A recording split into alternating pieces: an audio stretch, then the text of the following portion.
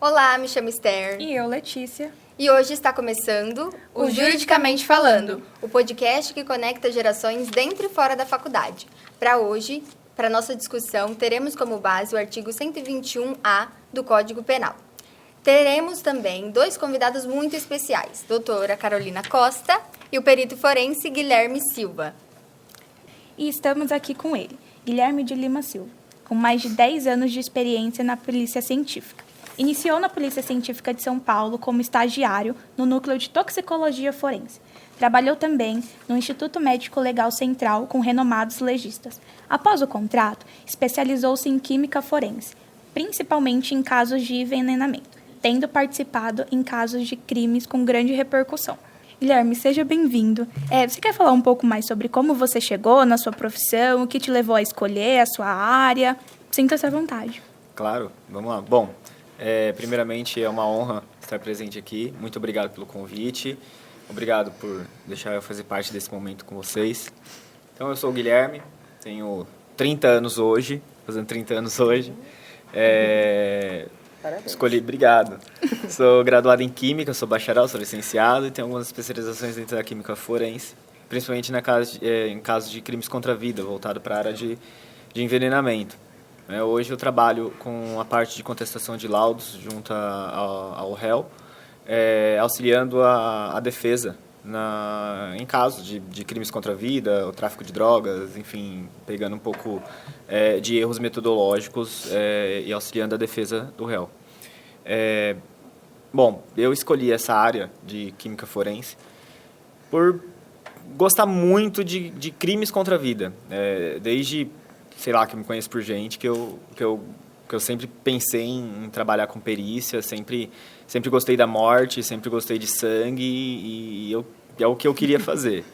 E eu acho que eu fiz um estágio com um grande perito criminal, muito amigo nosso, assim, da minha época de polícia científica, o Dr. Nicolau, finado Dr. Nicolau.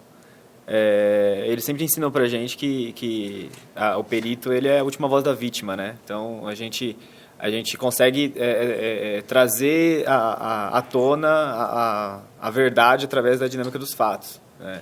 Então, acho que é isso que me dá mais fascínio na perícia hoje, é essa parte da dinâmica dos fatos, de ser a última voz da vítima, né? Ele também comentava que o perito ele tem uma grande responsabilidade na mão, que a gente tem o poder de inocentar um culpado ou culpar um inocente, né? Então, eu acho que é isso que me fascina hoje na perícia. A gente pode falar agora sobre marcas de ataque, tempo de reação, possibilidade de reação da vítima. E nós vamos começar com uma pergunta. Quais são os primeiros passos na perícia em casos de feminicídio? Olha, em caso de feminicídio, bom, já não é mais uma qualificadora do homicídio, né, que eu acho que essa parte eu vou deixar para a doutora falar, que ela é mais experiente do que eu, mas o crime de feminicídio, para a perícia, ele é tratado ainda como um homicídio, né? Então, para técnicas, hoje a gente busca muitos vestígios biológicos na cena, então um DNA, às vezes uma marca uma evidência de estupro, briga, sabe? Até casos anteriores de boletim de ocorrência contra o agressor. Então, assim, a primeira coisa que a gente vai procurar é os DNA, né? Material biológico. Então, sêmen, a gente vai procurar digitais, vai procurar lesões que evidenciam aquele crime, né? Existem técnicas específicas ou diferentes das comuns, nesses casos de feminicídio em específico? Na verdade, não. Na verdade, como havia, só reiterando o que eu falei, né, para o crime de feminicídio é imprescindível que a gente busque por evidências biológicas. Eu estava tentando encontrar a palavra. Evidências biológicas. Então, muitas das vezes, acho que você está aí, 95% dos agressores que cometem o crime de feminicídio, eles vão ter marcas pelo corpo. Então, a maioria das vezes, ele vai usar o próprio punho, que a gente ainda qualifica como agente contundente, né? Então, vai ficar marcas no corpo do criminoso, ou mesmo marcas da própria mão no corpo da vítima. Então, a gente vai buscar materiais biológicos, sêmen, digitais, cabelo, alguma coisa assim. Como a tecnologia tem impactado nas investigações forenses nesse tipo de crime? É na pesquisa de DNA. Eu acho que na pesquisa de DNA impacta muito, porque a agilidade na pesquisa do DNA hoje, do agressor aí, tá mais ágil do que se fala uma década atrás, né? Acho que a tecnologia veio aí para ajudar a gente. Estamos também com ela, a doutora Carolina Costa, advogada criminalista, mestre em Direitos Humanos, formada pela Universidade Unifiel. Professora de Penal e Processo Penal pela Faculdade Estácio desde 2018. Atua em ações ordinárias como Tribunal do Júri. Atualmente, se dedica ao estudo de responsabilidade penal de médicos e profissionais da saúde. Agora, vou deixar a palavra para você se apresentar um pouquinho, falar sua motivação. A minha motivação para lidar com direito penal é a disciplina mais linda do direito. Não tinha como ter outra. É isso que o Guilherme estava falando. Quando você se envolve, porque eu sempre digo o seguinte, a gente é o médico, entre aspas, dos problemas das pessoas. Quando a pessoa chega no penal, inclusive direito penal, é a última ratio, é o último recurso que você vai encontrar no direito, tanto para processar alguém, quanto para ir responder. Porque você responde por uma agressão, a pessoa pode responder por um homicídio, a pessoa pode responder por um latrocínio, então não são coisas assim corriqueiras, né? É tudo que vai para o direito penal, né? Então tem essa questão. E eu acho que para mim é uma coisa que desde o início do primeiro dia de aula eu fiquei encantada e eu disse, é isso que eu quero fazer. E as coisas foram me encaminhando, né? Essa pesquisa que eu fiz no meu mestrado foi sobre um presídio. Então assim, eu estou sempre envolvida. E agora eu estou realmente estudando a questão do direito à saúde, a responsabilidade penal dos médicos, né, e do pessoal da saúde, que também é uma coisa bem delicada, né? Não é somente dizer que o médico cometeu um erro. Sim. Ok, ele cometeu um erro, ele cometeu um crime ou ele cometeu um erro? Né? Então, é bem importante, porque é um limiar, é uma coisa muito limítrofe, assim, tipo, você querer dizer que alguém teve uma atitude, porque um crime é uma ação, ele teve uma atitude e você tem que identificar se ele teve intenção de ter aquela atitude mais gravosa, se ele não teve aquela intenção. Então, junto com, graças a Deus que existe a perícia, né, a gente consegue se complementar justamente para elucidar. Aí, justamente o que ele falou, a gente não quer, quando a gente, sei lá, está numa audiência, alguma coisa assim, você advoga para bandido? Não, eu advogo para uma pessoa, toda pessoa tem direito a ter seus direitos defendidos, de acordo com aquilo que está na lei, e eu defendo o direito dela. Mas ela cometeu um delito. Todo mundo é passível de fazer. Infelizmente, todo mundo é passível de cometer um delito. Sim. Porque delito envolve mais emoção da pessoa, um estado emocional, e às vezes também o estado doloso. Eu vou lá e mato. Eu vou lá e bato. Eu vou lá e roubo, sei lá. Entendeu? Mas é porque é uma coisa muito instigante. Eu me sinto útil à sociedade fazendo o que eu faço, né? E não uma pessoa que defende bandida. Para mim, essa coisa nem existe, assim, é uma coisa que... Por incrível que pareça. eu não me sinto defendendo. Ele trabalha com a defesa, às vezes trabalha com assistente de acusação, mas eu não me sinto defendendo ou acusando um bandido. É um ato, é uma ação. A gente, né, tem que entender que existe a ação da pessoa, não é a pessoa, às vezes. Sim. Dentro desse assunto, separamos aqui algumas perguntas. A primeira delas é: quais são as principais dificuldades de investigação e julgamentos em caso de feminicídio? Então, em caso de feminicídio, porque existem vários tipos de violência, né, que a gente pode identificar, mas o feminicídio em si é a morte. Sim. Né? Ele é um crime contra a vida, doloso contra a vida. Então, assim, a facilidade ou a dificuldade da gente identificar se ocorreu de fato um feminicídio, a gente poder identificar o que diz o tipo penal. Sim. Né? Que diz que tem que ser, ela foi morta pelo fato dela ser mulher, por essa identidade de gênero. Sim. Né? Então, precisa identificar isso, porque nem toda morte de mulher é feminicídio. Então, a dificuldade está nessa questão. Mas, às vezes, nem é tanta dificuldade assim, porque às vezes ocorre que por trás disso já teve, como ele falou, alguns BOs, já teve alguns tipos de violência, já teve algum tipo de não. Não, como assim? Você não vai ser essa pessoa que vai ficar comigo pro resto da vida, ou você é minha, você não é de mais ninguém, ou você é uma mulher que não presta para nada, por isso eu vou te eliminar, ou então assim, existe sempre, é engraçado, existem realmente os requisitos que ele falou lá, a questão biológica, a questão de sêmen, mas existe muita coisa também que você consegue identificar e que você consegue comprovar com o dia a dia, com o BO, com testemunha, né? Então, na verdade, quando você vai apurar um crime, você tem um conjunto probatório. Não é que alguém fala, nossa, achei um documento, é a prova. Não. Ela faz parte de um conjunto probatório. Você vai colocar aquela prova junto com as outras, com a científica, com outra. É lógico que se você pega um DNA, fica muito mais simples da gente dizer, olha, tá aqui, ó, teu DNA, não tem como negar e tal. Mas aí você vai ter que provar. Você matou por quê? Ela era mulher? Pelo motivo dela ser mulher e tal? Então, para caracterizar o feminicídio. Senão é um homicídio como outro qualquer. Sim. É isso que diferencia, né? Então, a dificuldade está nessa, mas não acho uma grande dificuldade. Eu acho que, infelizmente, né, o feminicídio ele pode ser tratado também para mulheres trans, né? E também relacionamentos homoafetivos entre mulheres. Então, basta que se mate com este dolo. Qual é o desejo? Todo crime tem um dolo, né?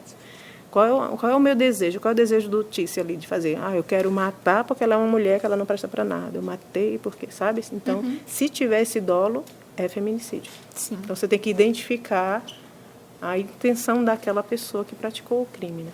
Sim. Como funciona a aplicação das qualificadoras, especialmente quando há violência doméstica ou menosprezo à condição de mulher? Então...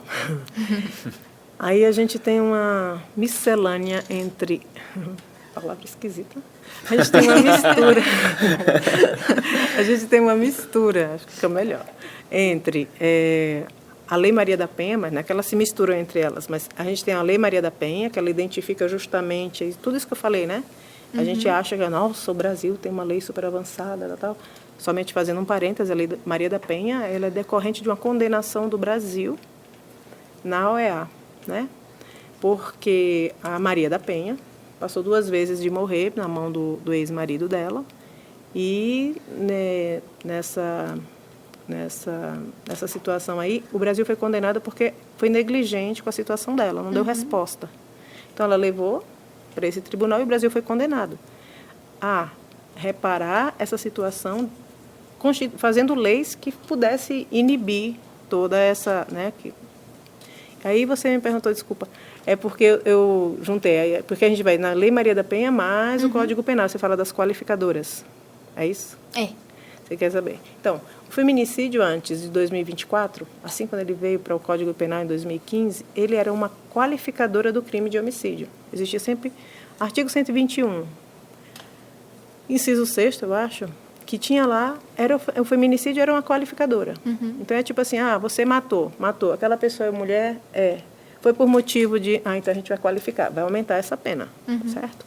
E aí, agora em 2024, houve digamos assim, saiu do simples homicídio e passou a ser um crime, como é que se diz? Um crime autônomo. Então, a gente tem, na verdade, causas de aumento de pena, né? Logo em seguida, é que eu estou sem o código aqui, mas de todo jeito, artigo 124A, logo em seguida tem causas de aumento de pena. A gente não tem uma qualificadora especificamente, porque a pena já é alta. Sim. Ela é de reclusão de 20 a 40 anos. Já está no topo lá. Está 40 anos. Então, é uma das penas maiores que a gente tem no Brasil agora. Né? Então, tem causas de aumento.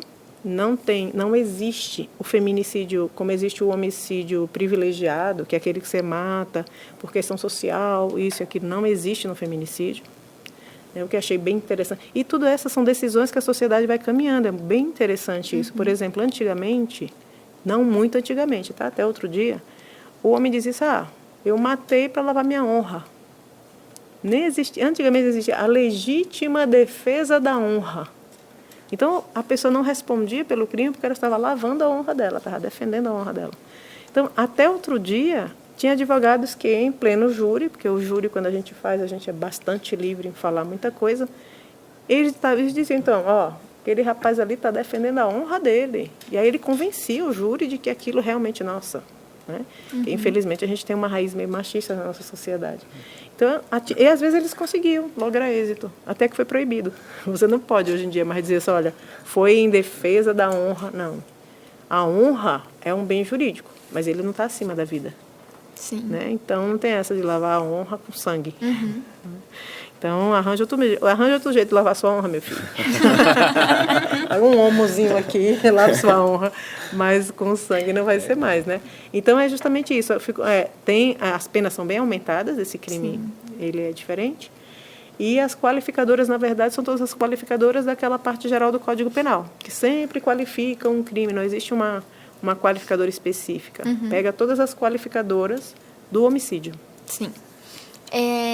Você sabe nos dizer qual é o papel do Ministério Público nesses casos? Então, aí eu te falo, na Lei Maria da Penha, se não me falha a memória, nos artigos 25 e 26, por ali, diz que em todas as ações de violência contra a mulher, o Ministério Público tem que participar. Antigamente, eu acho interessante, eu não sei se vocês são noveleiros, eu não sou muito noveleira, Não. mas outro dia deu uma doida na minha cabeça, eu começo a, sabe, ver novela como se ela fosse seriado? Eu deixo ela lá correndo, eu acho interessante, porque você pega momentos da sociedade, daquele tipo de sociedade. Aí, por esses dias, eu estava vendo uma novela, aquela do Manuel Carlos, tem Helena em todas elas, tem, né, Moretti em todas elas, tem um monte de personagens que se repetem, você assiste uma achando que está assistindo outra. Mas nessa tinha um cara de raquete que batia na mulher, não sei se vocês lembram dessa. Ela reprisou esses tempos atrás na Globo. E ela... Raquel, né? Isso, da Raquel. Ele batia nela. E aí eles disseram, olha, mas eu não vou... Ela morria de medo, primeiro que soubessem. Ela saiu da casa dela, ela morava em São Paulo, foi morar no Rio de Janeiro para escapar dele, e ele encontrou com ela lá, ele batia mesmo nela, deixava ela acabada. Ela não queria que soubessem no trabalho, queria que ninguém soubesse. Quando ela foi na delegacia para fazer o BO, e aí ele disse, mas eu vou pagar minhas cestas básicas. Então, se você pegasse isso, né, hoje em dia já não é mais assim. É muito interessante. É uma leitura social, que é 30 anos atrás, eu acho. 20 e poucos anos. Por aí. Né? Acho que vocês nem eram nascidos ainda. Eu já era. Eu não. Então, assim, as pessoas, elas tinham... Era muito, digamos assim, frouxo. Realmente não tinha aquela, né, digamos assim, pegar aquela atitude, que é uma atitude abjeta, uma atitude de você pegar uma pessoa que, digamos assim, fisicamente é um pouco menor do que você, e você bater, né? E aí não dá essa resposta. Mas, tu me perguntou mesmo o quê?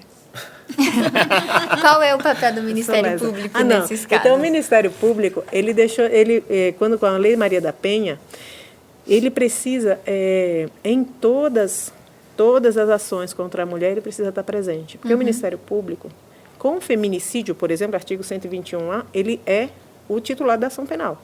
Então, não tem como ele não estar. Na Lei Maria da Penha, ele tem que garantir o direito da mulher. Entendeu? Então, a ação dele é importantíssima. Ele tem que pegar aquele crime ali, a ação penal pública incondicionada. Significa o quê? Que pegou aquele crime, aí ele fala, não, desculpa, não posso mais não, desculpa, não quero mais não. Não, se for feminicídio, vai até o fim. Né? Ela não tem condição. Ela não é condicionada a uma representação, ela não é condicionada a nada. Né? Eu estava lendo por esses dias até que a ameaça, ela deixa de ser condicionada quando ela deixa de ser condicionada à representação, que seria ali a mulher tem 6 meses para poder representar, quando ela é por razão de gênero, dela ser mulher. Então, eu acho o negócio apertou mesmo. Sim. Então, eu acho importante, porque a gente não está falando de uma mulher que está em outro país. A gente está falando da mulher brasileira. Sim. Eu vou dizer, isso nunca vai me acontecer. Tomara a Deus que nunca me aconteça. Mas a gente nunca sabe também. Né? Sim. Então, assim, aquilo que não é feminicídio pode ser tentativa de feminicídio. O feminicídio admite a tentativa. Então, foi justamente o que aconteceu com a Maria da Penha. Ela ficou tetraplégica, paraplégica, por conta dessas 2 tentativas de homicídio. Então, realmente, a vida dela deve ter mudado, assim, absurdamente, né? Sim. E aí eu acho que vale a pena a gente não só discutir sobre isso, que eu acho bem interessante, Parabéns pela iniciativa de vocês, mas eu acho que é importante a gente entender como que funciona, porque nem toda mulher sabe. Nem toda mulher sabe que ela pode ir lá, ela pode dizer. Hoje nós temos delegacias da mulher, hoje nós temos uma outra estrutura que 20 anos atrás a mulher chegava para dizer, mas você apanhou? Imagina, você não sabe o que você está apanhando, mas ele sabe o que ele está batendo. Então, tinha sempre umas piadinhas aqui, outra ali, como se a mulher tivesse que, nossa, o cara bateu, você só, obrigado por esse tapa. Foi massa. E não é uma realidade muito longe, né? É coisa de 20 anos atrás, 15 anos atrás, né? Exato. E só complementando o que a doutora está falando, não só a delegacia especializada, mas a própria Polícia Científica tem um núcleo especializado, um setor, né? Se não me engano, fica no Hospital Pérola Baiton. Né? Então, já é um cerco que se fecha ali com todas as autoridades. Com pessoas que estão dedicadas a essa situação. Então, a gente fica pensando assim, nossa, mas precisava disso tudo? Sim, porque o número... A pessoa fala, nossa, gente, mas aumentou muito o número de feminicídio. Isso é um conceito que eu tenho, particular. Eu acho que não aumentou. Acho que aumentou a coragem da pessoa ir e dizer, olha, aconteceu isso comigo, aconteceu aquilo comigo, quase me mata, meteu um pau na minha cabeça, estou aqui com a cabeça cortada, foi tentativa de homicídio, não foi tentativa de homicídio. Lógico, tem que investigar e tudo, mas eu acho que a população, a sociedade, de certa forma, de 20 anos para cá, ela está mais tendente a ir buscar. Então, não é que aumentou, eu acho que aumentou a coragem. A cultura mudou, né? Ficou mais evidente, né? A educação mudou, né? Mudou. A coragem de ir lá e falar assim, eu apanhei e eu quero que resolva isso daí. Exatamente. Eu acho que é isso que mudou. É igual os canais de denúncia no anonimato, né? As pessoas antes ficavam com vergonha de dar a cara, até porque a sociedade julgava, né? Como você apanha do seu marido, acha errado isso. Ele é o dono da casa, ele é o homem da casa, ele tem, sim, autonomia sobre você. E agora não é mais. Então, eles dividem os pesos. Então, mulher de malandro, né? Que gosta de apanhar. A gente escuta muito essas coisas, a gente leva assim, na boa, de boa, como se a gente parasse para pensar, caraca, velho. Né? Porque existe um ciclo de violência. Né? E a violência é uma coisa cíclica, que quem está passando por ela, muitas mulheres vão e voltam por conta desse ciclo. Há um ciclo que primeiro o cara, nossa, flores, isso e aquilo, que era justamente o que esse rapaz fazia nessa novela que eu estou falando. Oferecia flores, joias, muitas joias, ela tinha joia, tinha não sei o quê. Aí depois ele passava dessa questão da lua de mel, ele ficava loucão, que ele tinha ciúme de todo mundo que chegava perto dela, e aí ele batia nela porque ele dizia que era ela que fazia aquela outra pessoa se sentir assim. E depois que ela apanhava, ele voltava de novo para a lua de mel. Então acontecia bastante que quando o homem chegava e a mulher denunciava, aí ele chegava, não, meu amor, olha, mas eu te amo, olha, mas não sei o quê. Aí ela ia lá e retornava e dizia, não, eu quero tirar. Já que era condicionada aquela representação dela, ela retirava aquela queixa que a gente fala, vamos tirar a queixa, eu não quero mais que você vá preso. Não quero. Aí ela passava um tempo naquela lua de mel e voltava para o ciclo, apanhava de novo, apanhava, até chegar a um ponto que às vezes mata. Né? Então, e também é uma coisa importante da gente perceber que tanto o feminicídio quanto a violência contra a mulher, especificamente pelo fato dela ser mulher, não é uma coisa que existe classe social nem nada, né? Se a gente pensar que teve aquele juiz que matou o cara que matou a juíza, que era a esposa dele, né? Lá em Minas, né? Que ele matou a facada na frente das filhas e tal. Então, é por isso que eu estou dizendo, acho que achei bacana a iniciativa de vocês nesse sentido, é importante conversar, divulgar, dizer, discutir.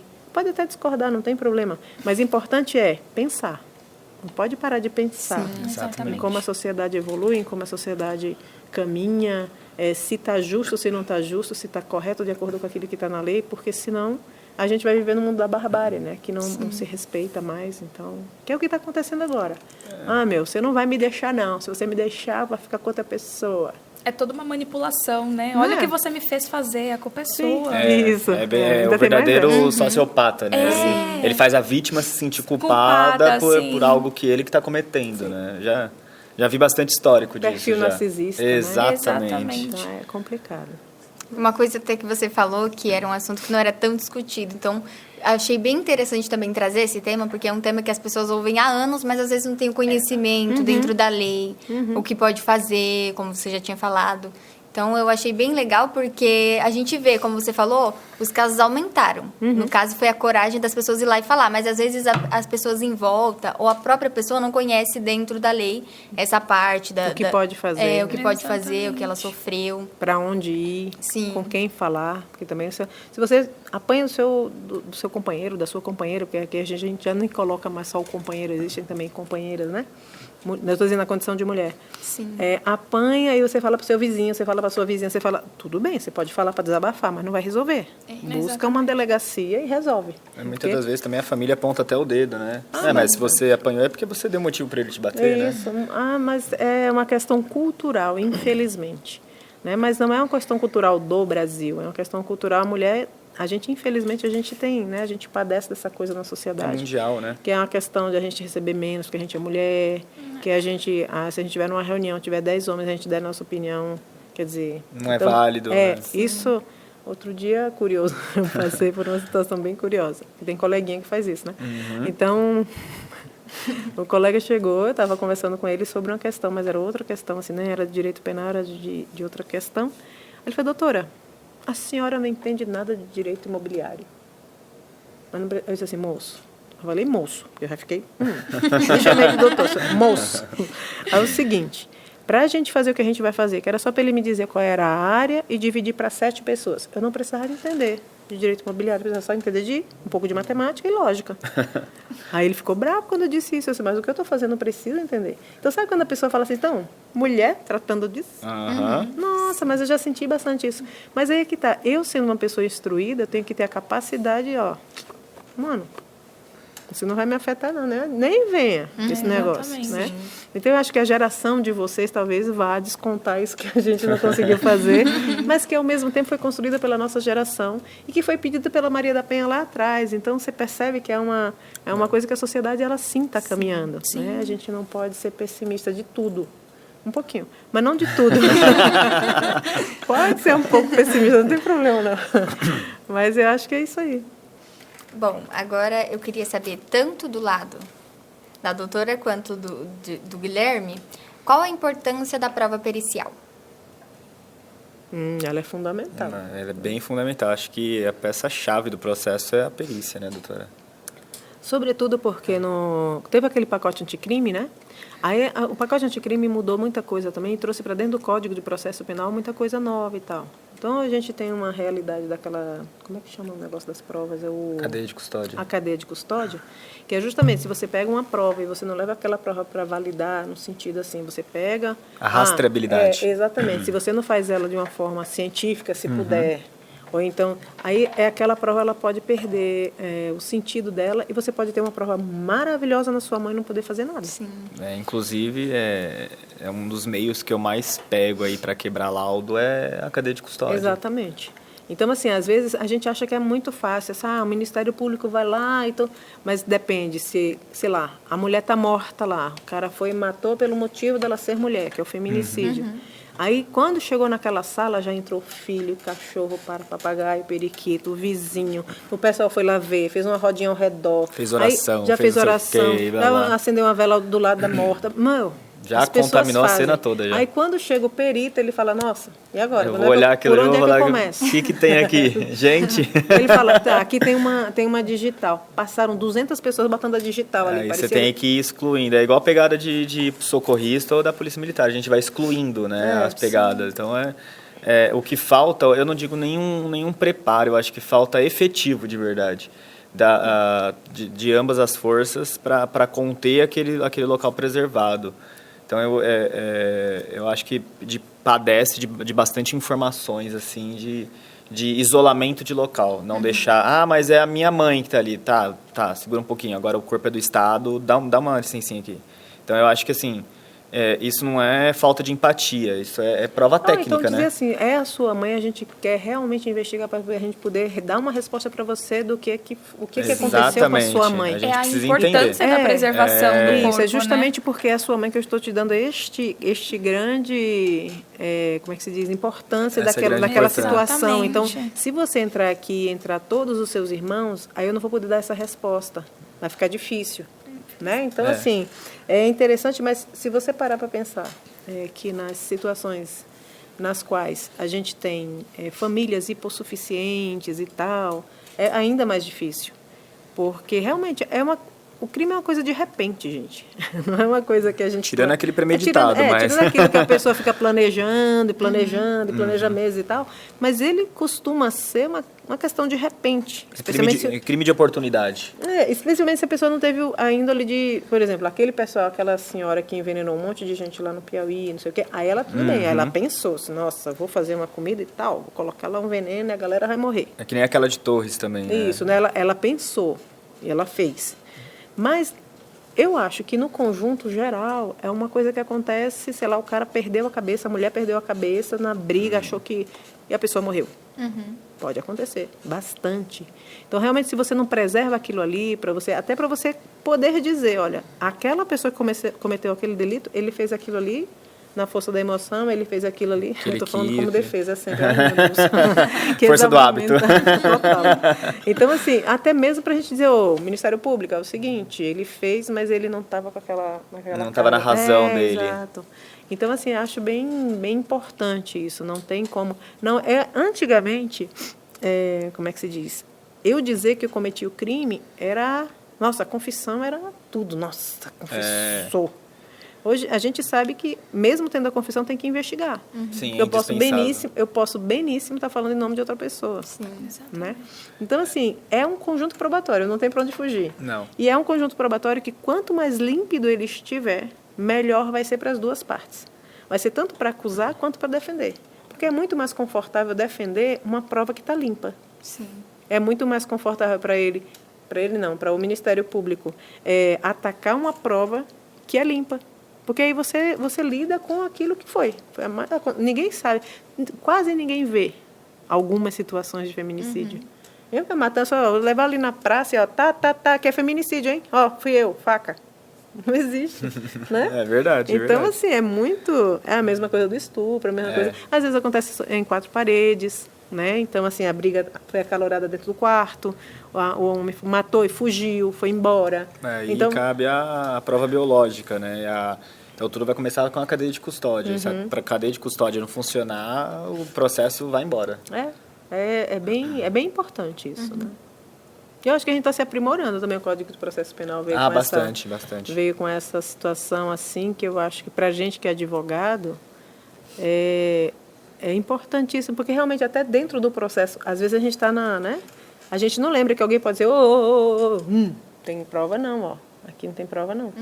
Eu acho que o que o Ministério Público faz muito ainda, que na minha concepção acaba sendo um erro, é a prova testemunhal. Eu não gosto muito da prova testemunhal, vou ser bem sincero. Eu acho que prova testemunhal é uma prova que você consegue manipular.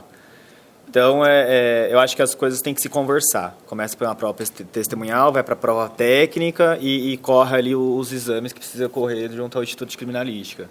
Então, eu não sou muito adepto à prova testemunhal, a não ser que as informações casem, né? A não ser que... por isso que é um conjunto, né? Exatamente. Aquilo que a pessoa falou tem que ter alguma coerência com aquilo que se encontrou, tem que ter coerência com aquilo que se estudou, tem que ter coerência, porque não é somente a prova. Eu vi. Sério? Você viu? Como é que foi?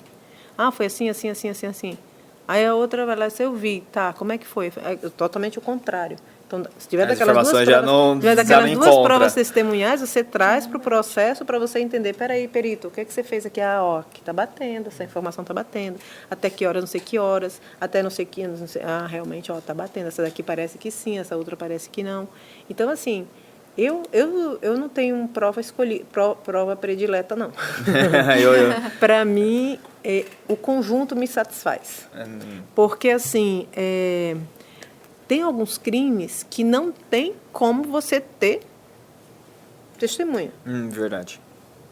Aí você vai para a prova técnica. Pela prova técnica. Exatamente. Mas, às vezes, tem crime que você só tem a testemunha. Crime de estupro mesmo, né? Ou dignidade sexual, né? Exato. Como é que não você tem vai testemunha, Normalmente, o estuprador não deixa testemunha, então... Ele vai dizer, gente, vem aqui que eu vou... Vem me assistir aqui. Né? Então, assim, geralmente, o Tício, ele resolve fazer na surdina. O Tício não gosta de alarme. Ele vai lá furtar uma coisa, ele furta na mão grande. ele vai roubar, de preferência ele mostra só a faca, ele só vai arrepiar se o sujeito fizer alguma coisa. Só se ele reagir. Então é tipo assim, e a gente está cada vez mais com tudo muito monitorado, né? Cada vez mais ele vai se aperfeiçoando, a gente acha que não, mas o crime existe também em função disso. Uma professora uma vez me disse o seguinte, eu amo meus professores, uma professora me disse, olha Carolina, existe um ciclo de violência que a própria sociedade constrói. Aí eu, sério? Ela disse, sério. Veja só.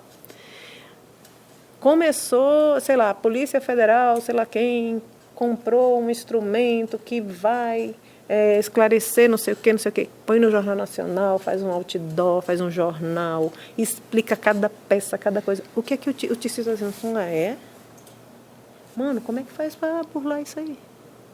Ele vai estudar do lado dele para ele burlar. Aí começa a grande dança. A Polícia Federal investigando e o Tício praticando. E assim vai. É isso. Então, ela tem razão. Porque se você tem alguns instrumentos que vão te facilitar descobrir isso e aquilo, para que você vai ficar dizendo? Né? Não tem muito sentido. Né? Exato. Então, não tem muito sentido. Eu sou contrário particularmente, a, por exemplo, linha direta. Quantas pessoas a linha direta prendeu? Não sei, eu não sei. Mas se ele dissesse logo, colocasse a cara da pessoa e dissesse assim, essa pessoa cometeu esse delito aqui, foi isso, ok. Não, ele entrou, ele foi lá, ele fez não sei o que na porta, só descobriram porque ele bateu na porta de dentro para frente, de trás para frente, e o vidro estava não sei onde, não sei o que. O Tício, na próxima, ele não faz aquele erro, ele faz outro, mas não faz aquele. Então, assim, ele vai se aperfeiçoando. Sim. Então, realmente, eu devo concordar com ela. Existe dentro da própria sociedade uma coisa vício, que, ao invés de você pacificar... Porque depois o que é que vende na mídia? Isso. Se você abrir agora, daqui a pouquinho, se você abrir a televisão, fizer assim, sai sangue. Que é só o que a gente vê, infelizmente. Tem alguns canais aí que se você fura a tela, vaza o sangue. Não vou citar o nome do canal. Mas é só para dizer, a gente vive da miséria dos outros.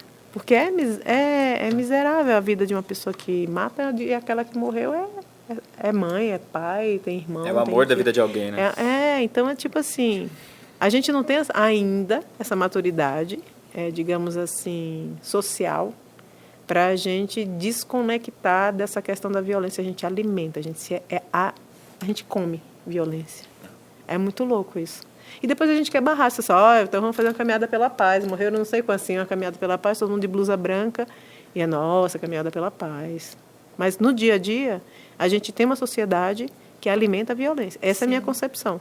Então, assim, eu nunca vou estar desempregada. Eu também. Se a gente for olhar por esse lado, nunca vai acabar o crime. Porque a gente não combate a raiz. A gente combate depois que ele ocorreu, né? Bom, eu queria também saber de vocês medidas que vocês têm a dizer sobre medidas de prevenção que poderiam reduzir os índices de feminicídio. Nossa. Essa pegou, essa é difícil. Mas eu acho que começa na educação. Eu acho que tudo começa na educação, porque eu sou professor também, né? Eu não digo nada, eu sou professor de química. Sou professor de química no estado e eu tenho uma escola particular também que eu dou aula. E eu acho que o filho é o reflexo dos pais, né? Então o que o filho vê dentro de casa ele vai reproduzir na rua. Então eu acho que tudo deve começar com a educação, uma educação de qualidade. Eu vou falar. Eu acho que é o que não acontece hoje em São Paulo com o nosso atual governo, é o que eles não pensam na educação. Porque se for parar para pensar, o governo ele não quer a sociedade pensando, né? Ele quer a sociedade leiga. E eu acho que a base para combate ao crime é a educação. Eu tive ano passado um ex-aluno meu que ele reproduzia aquilo que ele via em casa. Então, o que ele via em casa? Tráfico de drogas, ele via violência doméstica.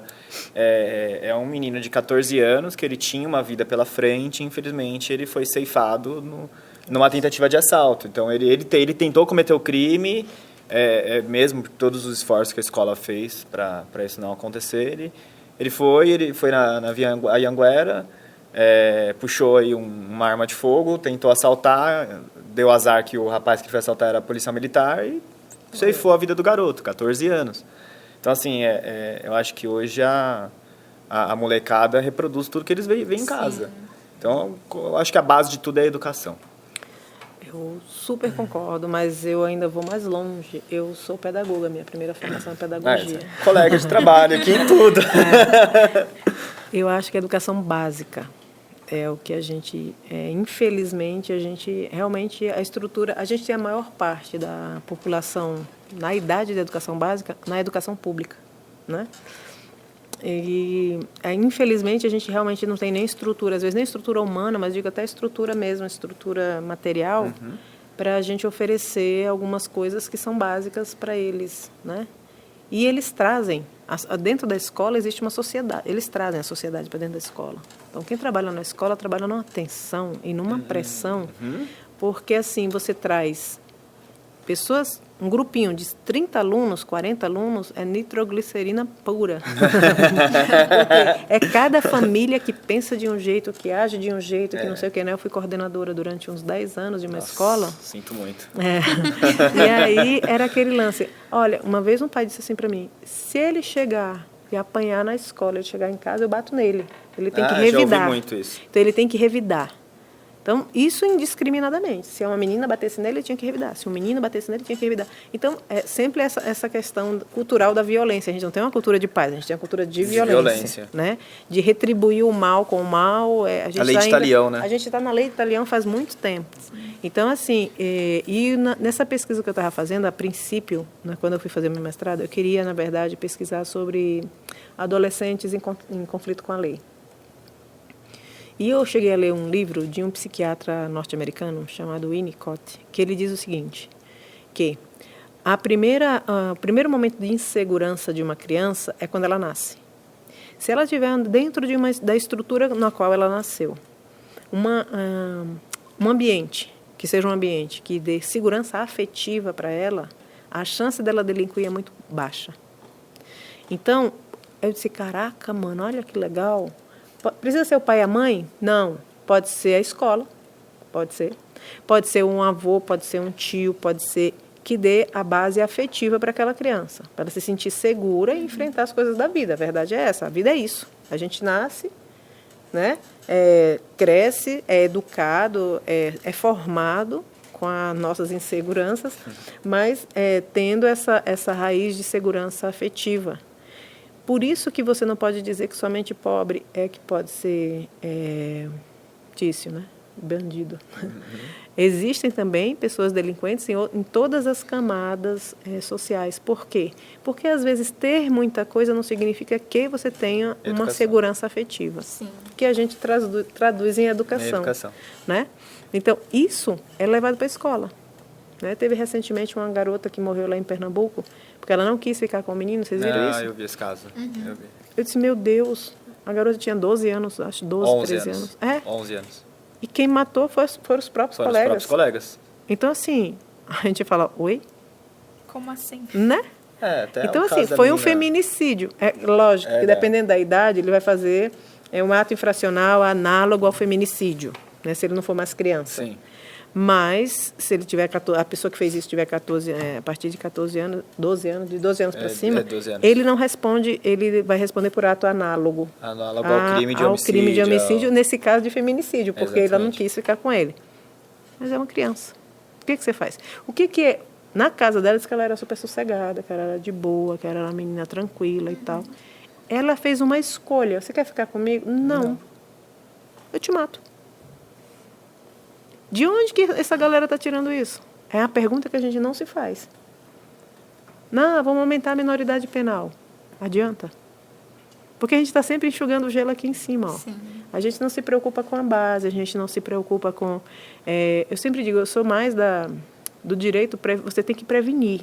Você tem que prevenir que aquela criança chegue naquele ponto, prevenir que aquele adolescente chegue naquele ponto, prevenir que o tício chegue naquele ponto. Se fizéssemos esse trabalho, a gente talvez diminuísse um pouco. Não vai acabar, tá? O crime não acaba, porque parte de emoções humanas. Sim. Mas talvez fosse uma coisa assim um pouco menos.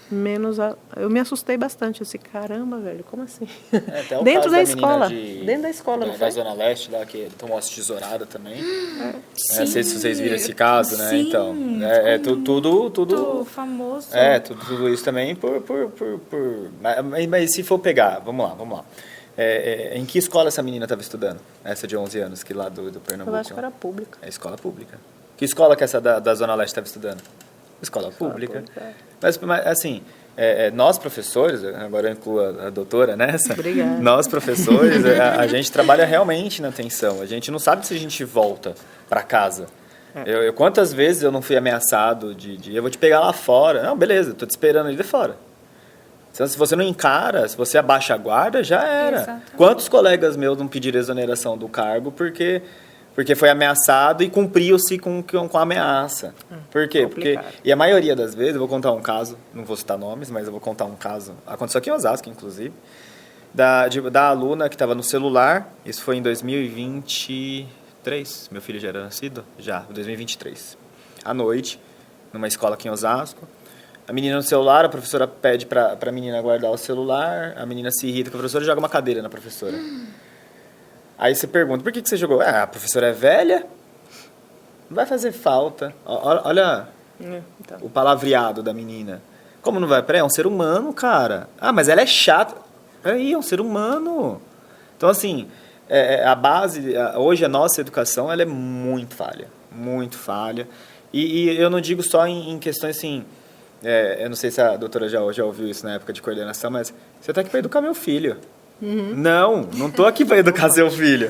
Eu estou aqui para ensinar uma determinada matéria, no meu caso. Eu estou aqui para ensinar química para o seu filho. Por que acontece aquela reação química? Por que acelera a reação química? Eu estou aqui para isso. A educação vem da casa do senhor. Eu já ouvi pior. Não sei o que é que eu faço com ele. Não sei o que é que eu faço com ele. Já ouvi também. Sim. Né? Então, assim, a gente que é professor... Então, aí a formação, a nossa... É uma formação humana também, mas é a nossa capacidade de enxergar a importância que você tem. Eu me vejo como professora, assim, até dando aula no direito, até... a importância que você tem como cidadão naquele meio. Porque você acha que não, mas você faz uma diferença muito grande. Faz. Né? Para que aquela criança possa, tanto para um lado quanto para o outro. O professor faz essa diferença. A gente aqui, todo mundo aqui foi aluno. Sim, sim. Então, todo mundo aqui teve professor que deu para frente, teve professor que dali para frente era só para trás. Né? Então, assim, isso tem motivo. Às vezes tinha um motivo, às vezes não tinha motivo nenhum. Então, assim, eu acho que a escola, quando a gente fala escola, tem muita coisa. Não é só o professor. Né? É um conjunto, a escola né? tem muita coisa, da forma como, eu não sei se vocês sabem, mas a estrutura de um presídio era a estrutura exatamente de uma escola. Nossa, a escola nasceu sim. da estrutura de um presídio. Até o barulho do portão, né? Exato. Nasceu da estrutura, a estrutura física mesmo, de um local onde você possa observar tudo, ver tudo, e aí começaram a vir todas as outras teorias, não, que a liberdade é uma coisa boa para te ensinar. Aí depois a pessoa fala assim, mas muita liberdade é ruim, mas a gente não sabe lidar talvez com esses limites, até onde é que vai liberdade, até onde é que não, até que onde. Então, assim, eu acho que existe sim essa coisa da sociedade, mas é porque a nossa sociedade está muito estratificada, sabe? Então, a partir do momento que a gente tem discursos recentes que dizem que a mulher tem que se submeter ao homem, isso é de 1900 e carne de porco. A gente está começando a sair dessa submissão e vem um pessoal e fala assim, não, se submete aí. Engatinhando ainda. Mulher de valor, não sei se você já viu, depois colocaram o microfone na boca do povo. Ai, desculpa. Depois colocaram o microfone na boca do povo. Aí a gente não consegue, né? É verdade. A gente não consegue mais nem dizer o que é, o que não é. Assim, uma mulher de valor. Eu vi outro dia um rapaz dizendo assim, eu coloquei 40, não sei quantos mil aqui nesse dente, eu tenho que ter uma mulher de valor do meu lado. Nossa, Você ficaria com uma mulher gorda? Não, porque eu acordo todos os dias. Eu achei tão absurdo aqui. É o coach, eu acordo é o coach. todos os dias. Não, rapazinho jovem. Aí eu disse, meu Deus, que homem de valor. Eu acordo todos os dias, eu passo mais de 5 horas na frente da internet para poder ganhar o meu dinheiro. Eu faço academia, eu faço isso, eu faço aquilo, e eu vou aceitar uma mulher gorda que só quer comer hambúrguer? Eu disse, gente, mas a vida é isso. Quais são os valores que ele tem? Quais são os valores que ele procura naquela pessoa? Que além do é gordo, é magro, é alto, é baixo, isso aí são questões, né? Nada a ver. Então, assim, a gente está, infelizmente... E o jovem, o rapaz tinha o quê? 14, 15 anos? Olha, Jesus, o que ele está procurando, então? Padrão da sociedade, né? é o que ele procura. Exato. Então, assim, a gente... dá dó, porque, assim, uma criança de 14, 15 anos dizendo para ele que eu quero uma mulher de valor, a pessoa tem valor na medida que ela tem valores, na medida que ela é uma pessoa... que ela faz o bem para o outro, na medida que ela contribui de forma positiva para a sociedade, porque ela não vai virar semente, é o que ela vai deixar. Sim. Eu não vou virar semente, daqui a pouco a gente vai. Então, o que é que eu estou deixando? O legado. Né? Qual é o legado? Qual é a minha contribuição nessa sociedade? Exatamente. Porque a gente veio com esse propósito de talvez, né, dar uma contribuição para que a coisa fique melhor. Porque eu me recuso a achar que eu vou embora daqui, vou deixar o meu lugar pior do que eu achei. Até dentro desse assunto, falando sobre os valores em questão da escola. Eu estudei em escola pública também e muitas vezes eu presenciei o quanto, comparando, né, de histórias que eu ouvi, o quanto antes a profissão de professor era respeitada e o quanto os valores se inverteram e passou a ser algo banal. Tipo assim, eu trato como... E as pessoas até falam, trata como você trata a sua mãe.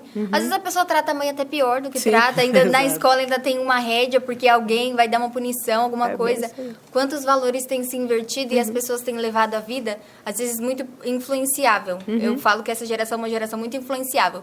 Qualquer coisinha que vê na internet, ela se molda, se muda para caber dentro de um grupo. Às vezes é que nem o Guilherme falou, da parte que a menina tacou a cadeira na professora. Às vezes, para a pessoa se encaixar em um grupinho da escola, da faculdade, de qualquer outro lugar, ela vai ao nível extremo de desrespeito com qualquer outra pessoa só para ela fazer parte daquele grupo. É nós. Nossa, como isso me irrita, cara. Mas é pequeno, mano. Nós é pequeno, aqui, rapaz, vai crescer primeiro. Não, mas olha, eu trabalhei também durante mais 10 anos, foram 20 anos já na educação, Nossa, no setor público. E uma coisa que eu achei bem interessante... Então, eu trabalhei um período grande com gente que tinha bastante poder aquisitivo, um período, 10 anos quase. Depois eu trabalhei outros 10 anos com gente que não tinha muito poder aquisitivo. Então, eu acho que aí não tem. É o ser humano, é a pessoa. Sim. Então, é a pessoa, você lida com a pessoa. Então, ali, quando você consegue fazer, este é o valor. Você lida com a pessoa. No crime, você lida com a pessoa. Quando você lida com a pessoa. Porque quando você começa a dizer que você lida com a pessoa indígena, com a pessoa preta, com a pessoa não sei o quê, aí você começa a diferenciar, aí fica ruim. Mas se você disser a pessoa, então ela pode ser rica, ela pode ser o que for, rica, pobre, preta, branca, amarela, não importa, né? Aí eu acho que essa seria uma esperança da gente ter uma transformação até nessas questões de violência, questão de violência mesmo interna, né? Porque a violência, isso que a gente está falando do feminicídio, ela vem muito da cultura, mas uma cultura também que se constrói em casa. Né? Exatamente, a importância da base familiar, Exatamente. né? Porque antigamente muitas mães aceitavam as agressões pelo bem dos filhos. Que na cabeça dela, eu não vou me separar do meu esposo porque vai mexer com a cabeça dos meus filhos. E continuar com aquele cônjuge impactava bem mais do que uma separação. Às vezes era até pior, né? Exatamente. Antigamente, às vezes tem uns cortes aí, já que a doutora falou de novela, né? Tem uns cortes aí nas plataformas digitais, para não citar nomes, né?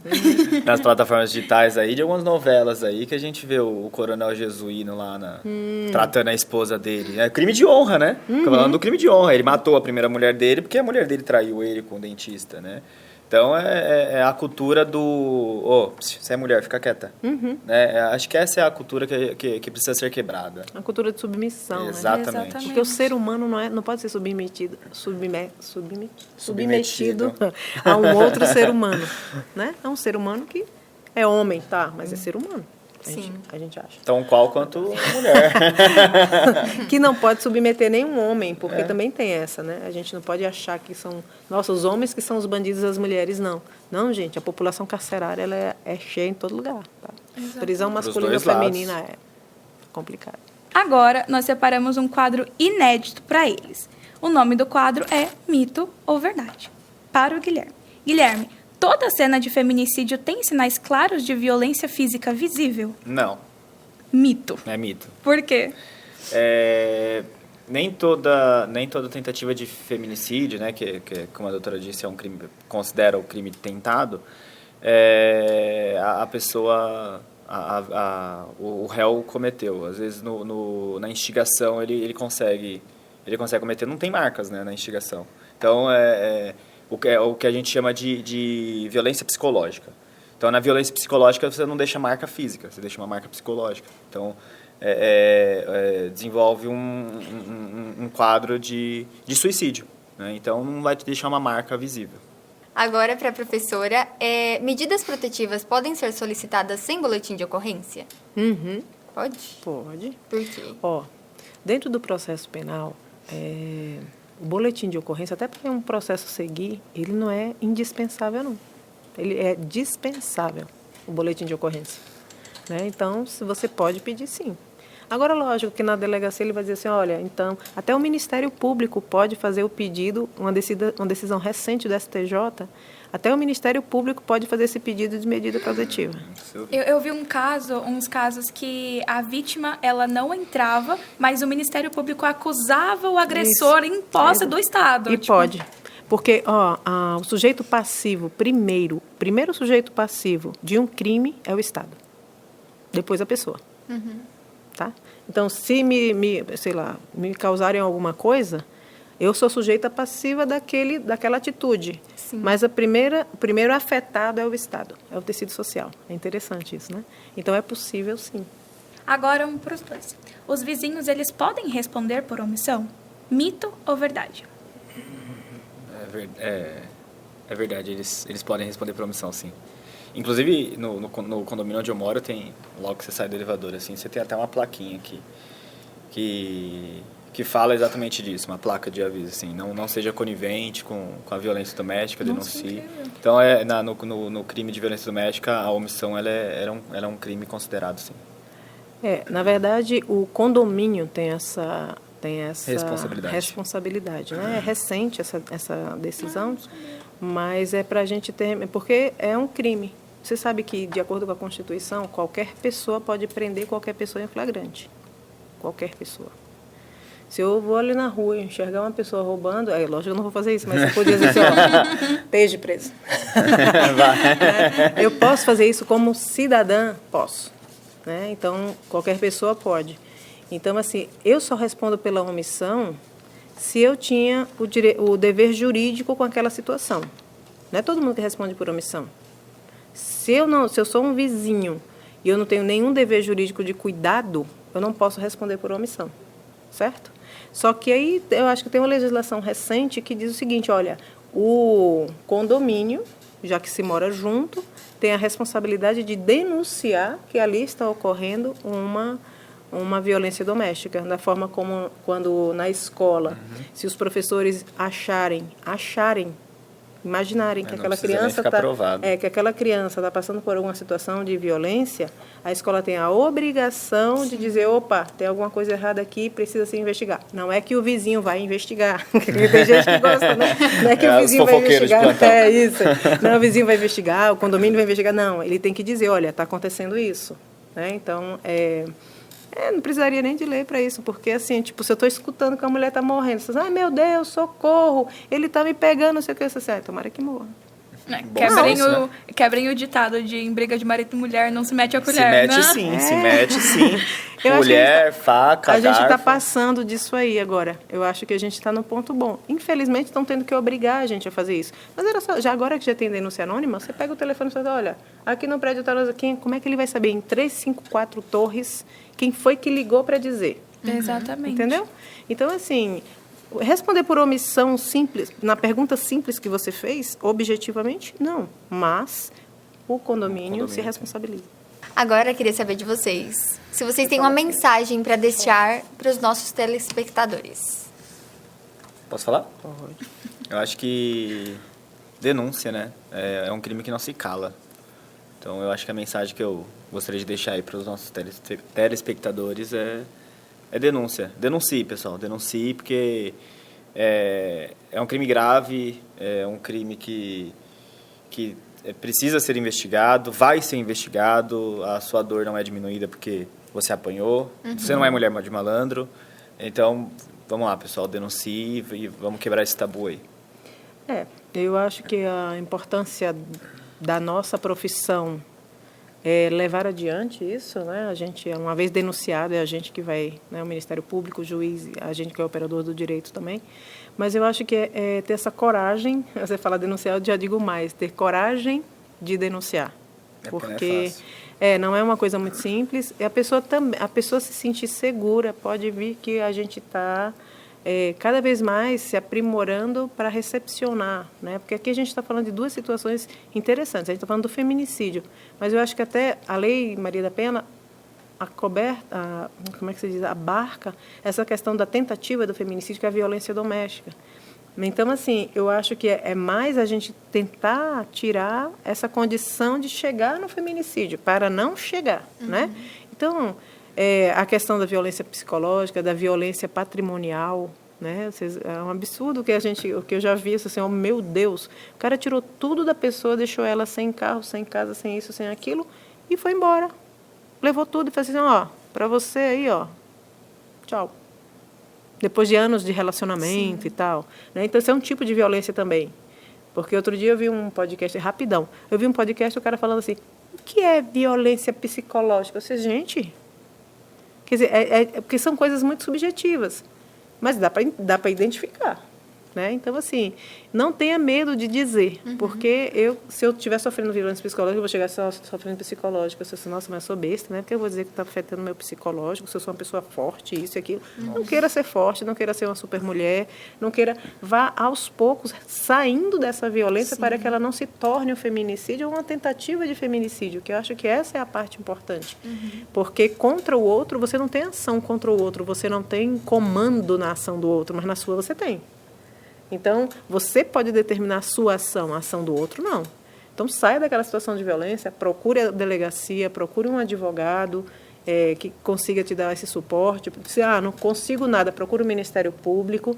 Não se cale, porque aquela violência que você vive ali, no dia a dia, ela vai sedimentando a um certo ponto, morre. Né? Então... Isso. Eu acho que, também para os telespectadores, que vocês assistam o programa das meninas cada vez mais, que é um canal excelente para a gente divulgar, né? É um trabalho bom, um trabalho do direito, um trabalho que é de divulgação daquilo que é correto, daquilo que seria o correto da gente buscar como sociedade, que é o justo, o bom, aquilo que é. Né? Sim. Então, não deixe de assistir as meninas, elas estão com um trabalho muito top. Obrigada pelo convite. Muito obrigada. Fiquei muito feliz em vir aqui. Prazer te conhecer, Guilherme. Prazer foi todo meu, doutora. Obrigada ao pessoal aqui que está nos ajudando aqui na técnica. E eu queria só dizer que, para mim, foi realmente um prazer inenarrável. Eu estava meio enferrujadinha, mas hoje me senti, parece que botaram água na minha... colocaram água na minha sede, porque fazia um tempinho que eu estou afastada por outras questões, que eu estou longe da sala de aula. Mas, nossa, parece que entra assim...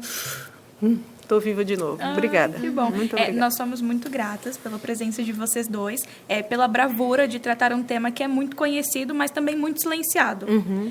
Nós desejamos e esperamos vê-los em episódios futuros novamente, que vocês possam voltar aqui para contribuir com outros temas ainda mais. Creio que muitas dúvidas foram sanadas e nós saímos muito mais esclarecidas do que quando chegamos. Então, muito obrigada. Eu estou à disposição, tá? Eu também estou à disposição. Adoro podcast, gente. Nossa, primeira vez participando e já adorei. Muito obrigado, meninas, pelo convite. Obrigado pela oportunidade de falar um pouco sobre a importância da perícia, sobre a importância, o braço que é um braço da justiça. Então, muito obrigado pelo convite, muito obrigado pela oportunidade. E você aí do outro lado que tenha gostado do episódio de hoje, curta, compartilhe, para que cheguem mais pessoas, para que nós possamos compartilhar mais desse assunto, abranger pessoas que não conhecem tanto do assunto, e eu espero vocês no próximo episódio.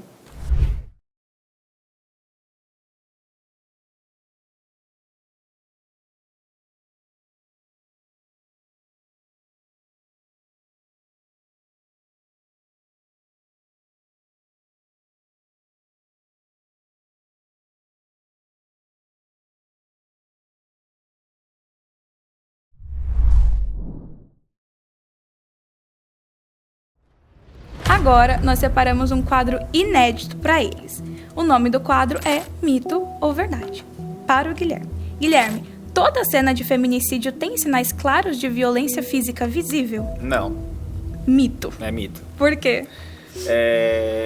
Nem toda tentativa de feminicídio, né, que como a doutora disse, é um crime, considera o crime tentado, a pessoa, o réu cometeu. Às vezes na instigação ele consegue cometer, não tem marcas, né, na instigação.